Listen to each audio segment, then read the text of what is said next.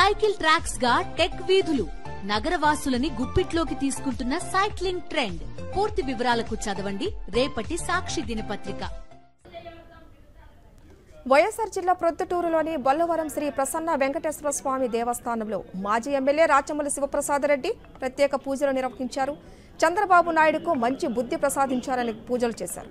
అబద్ధపు మాటలు చెప్పడం చంద్రబాబు నైజమన్నారు రాచమల్లి శివప్రసాదరెడ్డి. తిరుమల లడ్డూపై చంద్రబాబు కావాలని విష ప్రచారం చేస్తున్నారని విమర్శించారు.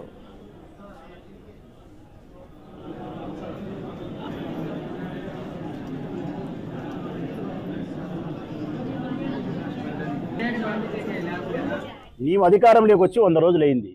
నువ్వు కంప్లైంట్ చేస్తూ ఉండేది జూలైలో. నువ్వు జూన్ 12వ తారీఖున నువ్వు ముఖ్యమంత్రి అయినావు. నీ ప్రభుత్వంలో ఏదైనా జరిగింటే నువ్వు సమాధానం చెప్పాలా?